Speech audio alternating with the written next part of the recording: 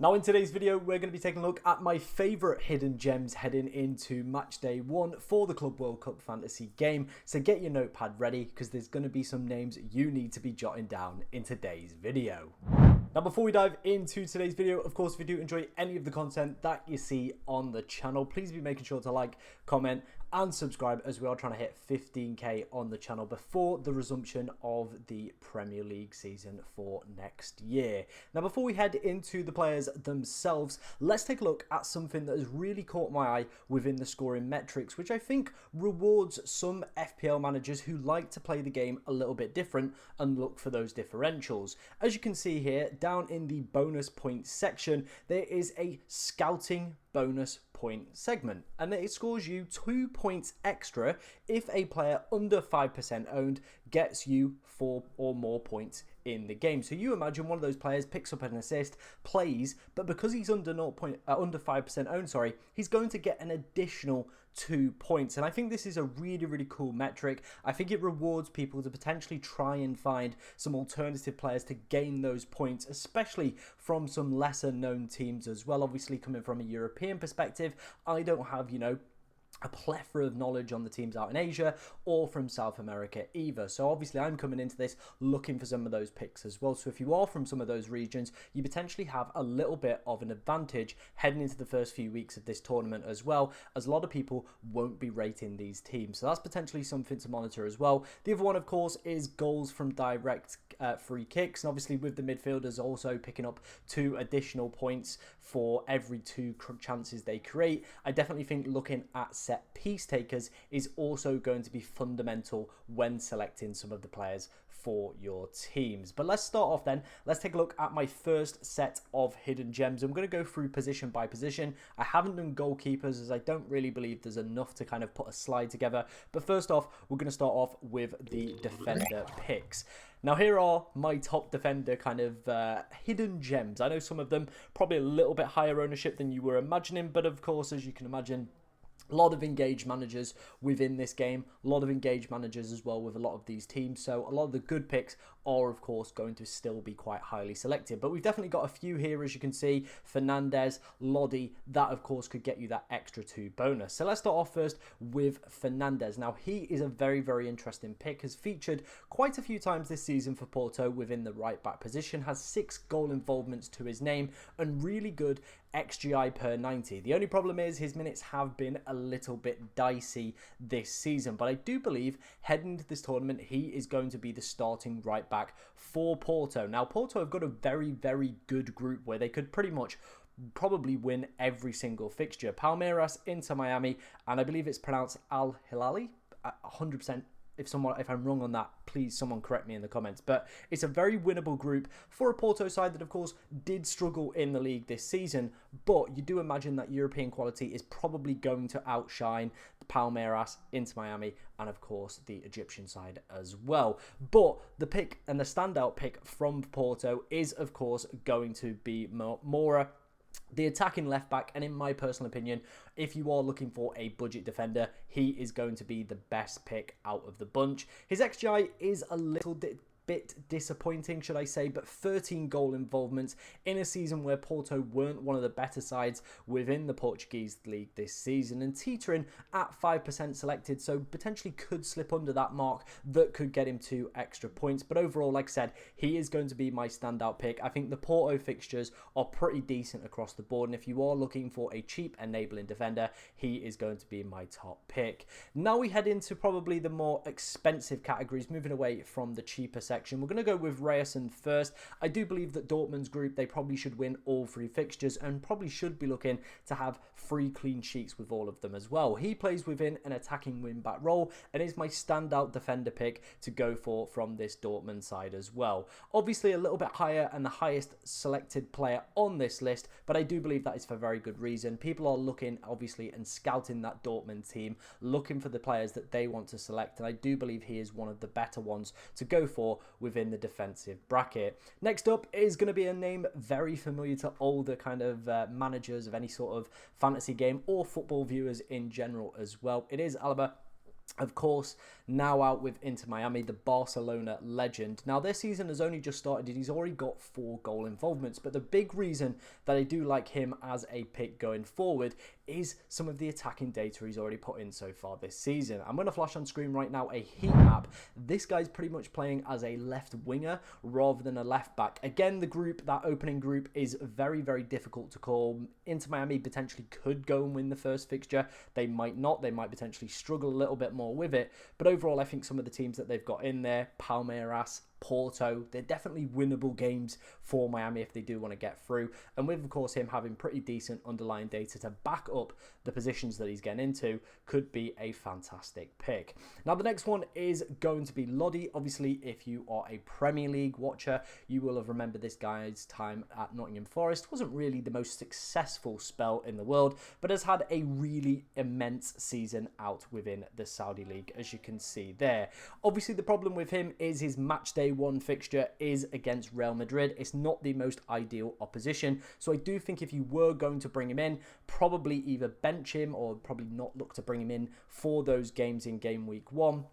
But game week 2 and game week 3, Red Bull Salzburg, who were absolutely dreadful in the Champions League this season and were terrible in the Austrian Bundesliga as well. Very, very fortunate to actually qualify for this tournament overall, considering how poor of 2 seasons they've had in recent years. And then it is Pachuca, I believe, that's how that's pronounced, in the final game. And as you can see, with him having 10 goal involvements, being currently under-selected as well to get that bonus, I think he could be a fantastic and smart pickup to either have on the bench for the first game week and obviously bring him in for 2 and 3, or look to potentially transfer him in further down the line. Our final pick is going to be Hani. Again, I do believe that Group A is really, really open to interpretation at 4.3 million. Again, could be a nice potential cheap differential pick if, of course, you don't fancy some of the other ones. But overall, if you are looking for that bracket, I probably would be leaning more towards Mora from Porto. He is going to be my standout cheap defender pick. In terms of the more expensive ones, I think Lodi under 5% could also be a fantastic pickup within the defender market. Now, swiftly moving on into the midfield section, let's start off first with a guy that was in my first draft. If you haven't checked that video out, I will leave a link in the description, or of course, just head over to the channel itself and make sure to go and click it. But it is going to be Masatuno. Again, apologies if I mispronounced that one. I'm not very, very good with names that I've never heard before, but he's having a pretty decent year. 8 goal involvements. Now, their league has only just kicked off as well, but there are reports that Manchester City and Real Madrid are looking at this 17-year-old as well, so it could be an explosive tournament for him at 4.3 million with a pretty winnable, group games for River Plate as well. 0.61 goal involvement and currently selected by 0% of the player base. I do think as the tournament progresses, more and more people put their teams together, his ownership definitely will start to increase. But for right now, he is one of those players that could, of course, pick himself up that bonus. Moving on to another Porto player, it is going to be Mora. Again, a very young player. Again, there's a lot of eyes on him, how he's going to perform in this tournament. Him only being 18 years old, comes in at 0.1 million cheaper than the last player that we looked at. 14 goal involvements for this season, 0.39. Currently finds himself at 5% owned. We've obviously spoke about the Porto group being very winnable, and it seems like they've got some absolutely fantastic budget-enabling picks that I think a lot of us will be taking full advantage of heading into this tournament. Again, shifting back to this Group A, which is very, very open, and I think why we are probably looking at it in terms of some potential differential picks. It is going to be a Shaw, who's got 19 goal involvements. Let me just check my notes. In 22 games, which is absolutely ridiculous. He's currently selected by 30% of the game, and before I even logged onto this game, I had never heard of this guy. And I imagine if you're like me, you pretty much only watch European football. Again, you're probably going to be in that same bracket and have never heard of this guy. But 19 goal involvement, selected by 30% of the player base. He could be one of those that really stings you early doors if, of course, you aren't aware of who he is and want to take, advantage of it. He could be one of those big rank killers early out the door, like I said, with a pretty open group where he's obviously putting in some great numbers. 19 attacking returns, 22 games. He could be one of those big boys that does go off big. And I think to, obviously put him in a hidden gems video when he's 30% owned, probably not the best idea, but at the same time, I think, like I said, from people from just watching European football who don't have an understanding of other leagues, probably aren't aware of this guy and are probably a little bit unsure why he has been so selected heading into match day 1. But there is a little bit of a brief introduction to him, and definitely one I would be looking at considering, again, within that cheap price bracket at 4.7 million to head in your team for match day 1. Next up is going to be Eras from Fluminense. Now, they've not got the easiest opening fixture. They've got Dortmund, but then the group pretty much opens up with Alassane HD, and then they have Sundowns in match day 3. So again, probably one you are going to be looking at bringing in for the match day 2 and onwards, and probably avoid the Dortmund fixture, or at least bench him. But I think maybe benching a 6.2 million isn't going to be the wisest idea heading into this opening set of fixtures. He's down as a midfielder, despite probably playing more as an attacker this season. He's obviously only got 4 attacking returns, but like I said, the season has only just begun. Last season managed to pick himself up 11 assists. Like I said, corner taker, and with those bonuses for midfielders creating chances, could also be a pretty decent asset to pick up. Next up is going to be Di Arasante. Again, might have absolutely butchered that one. He's got 11 goal involvements, 0.72 XGI. And you might be thinking, okay, that's pretty good numbers for a midfielder. That's within 8 games, by the way. Like I said, the Brazilian League has only just started up for this season, so he's going to be heading into this tournament in red-hot form. And again, another player I definitely think I'm going to try and squeeze into my team. Obviously, we're still waiting for their matchday 3 opponent to be announced, but it's still a pretty decent one. Again, the matchday 2 game against Chelsea, probably going to be a loss there, but Tunis in the opening game, I definitely could see him going off big in that one, considering the form as well he's going to be taken into this tournament. Like I said, 11 goal involvements in 8 games is absolutely ridiculous. Currently at 6% owned. Again, if he can maybe sneak under that 5% and we can get the bonus from him, could be a real gem heading into this tournament. Finishing up then our midfield section, it is going to be Al-Dawsari, who has currently got 30 goal involvements this season within 32 games. As you can see, really, really good underlying data. Very similar to what we saw with Lodi, though the fixtures I don't think ideally match him for match day 1, with of course Real Madrid in that opening fixture. However, Salzburg, Pachuca, definitely teams I would be looking to target, and again could be a real nice pickup. You of course could go for the option we just spoke about before, attack that first fixture for him, and then look to switch to Al-Dawsari for those match day 2 and match day 3 fixtures, where he could of course go off like a rocket, as he's been doing out in the Saudi League this season. Now finishing up, it is going to be my strikers pick. Now I found this one really difficult to find some pretty decent undervalued strikers in my opinion, because I do believe a lot of the premium strikers, Guirassy, Mbappe, Kane, all have their own worth. So trying to find that extra differential under 5% owned, or at least very low owned and was maybe going a little bit under the radar, was going to be a hard decision. So there, as you can see, there are less players on this list than what we had for the midfield section, but still a pretty decent array of talent.